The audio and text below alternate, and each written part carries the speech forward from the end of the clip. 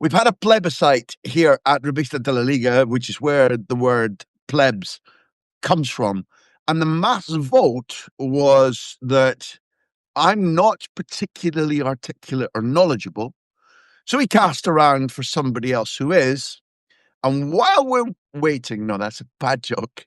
We're going Peachheads now. Listen, socios, members, lover ducks.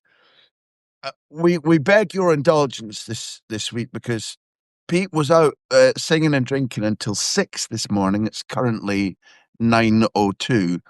Again, here in Spain, if you pronounce Pete in Catalan, it actually means bumper.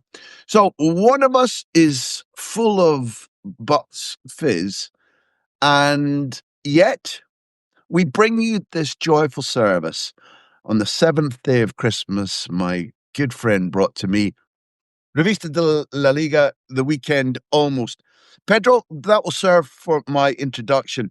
The theme of the week is the confusion that surrounds the Yellow Submarine, because as they prepare to host Barcelona, and word has it, Barcelona have gone down to the Madrigal and Villarreal are off in Miami, so it could be game off. This is the game that was supposed to be played in the States. Instead, it's Villarreal who are in a state. They do look arithmetically as if they've got a title shot. And while Barcelona are picking up steam, Real Madrid are in a bit of a mess. Villarreal domestically look more of a sound bet than Atleti, because Cholo Simeone has become title skeptic. Yet knocked out in the cup, Pete, in a pretty disastrous way up in Santander, hopeless in Europe. How explain it to those who follow Spanish football, who've signed up with us now, but don't maybe get to watch Villarreal every week? How is it possible you can be zeros in 2 cup competitions, but something approaching heroes in La Liga? First of all, I love the retro name, ground naming, El Madrigal. I'm all for that. I think they play fast and loose. And I think when you play fast and loose, so I've heard, you can't be very loose and just a little bit fast. And what I mean by that is they play very, very expansive football. They allow the opposition to play, and I think they get away with that in La Liga because they've got players of superior quality to most of their opponents. But they come unstuck when they then try and do that against Dortmund, or we saw it in the Champions League on various occasions. That doesn't really explain why they lost to Pathos, but that will be an outlier for me in breaking down why there's a huge difference. The cup, Did they draw over there? I suspect no. They lost to home to Copenhagen.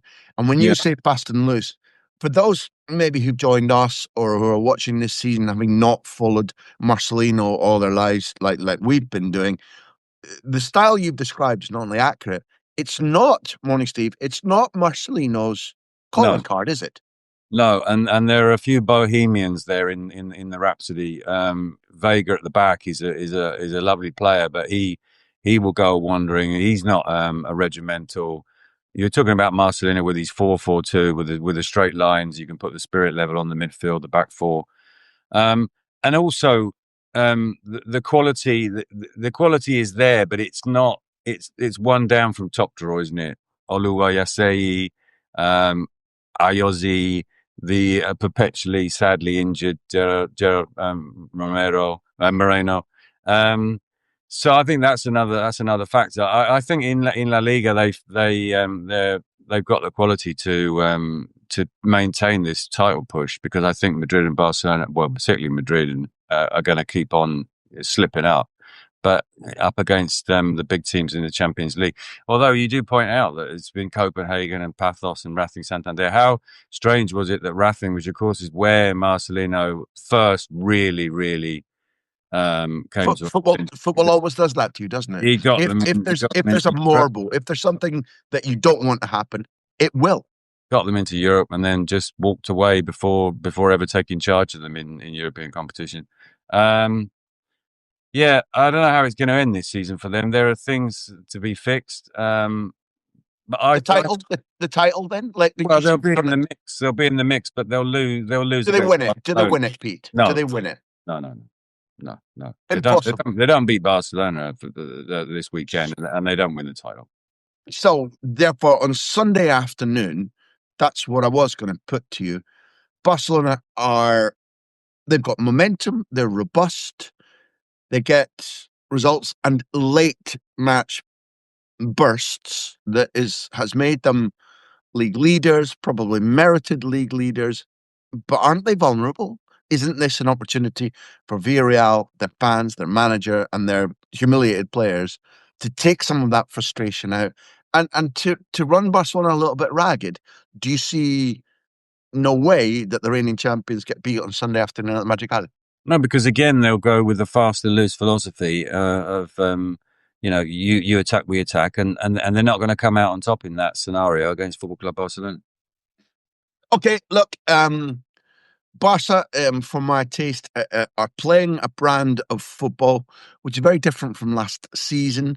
Maybe not wholly different from last November, which Flick called shit November, but they have not picked up ramming speed just yet. The fluency, the accuracy of the passes probably is being determined by the fact that, number one, every team that can do so is putting 3 men on Lamine, not 2. Mm-hmm. And Barcelona are not yet exploiting the space that should leave you.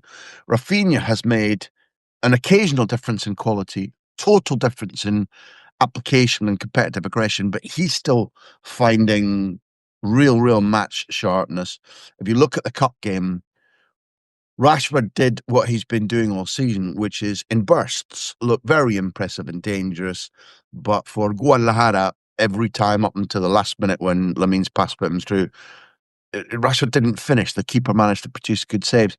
I think, and stats now, this isn't a great prediction, stats tell you that over the last 9 or 10 Villarreal matches against Barcelona, wherever, down in the Valencia Comunidad or up in Catalonia, there's an average of about 7 goals. So, yeah, always. Find it, people, on Sunday afternoon. If you can watch it, do watch it. Here's a quick pitch. The long and short of it is that while Pete and I are having fun, while Jamie has fun bringing his knowledge and his views to you as well, like he used to do on LaLiga television, the truth is that we need subscribers to sustain ourselves. It's Christmas.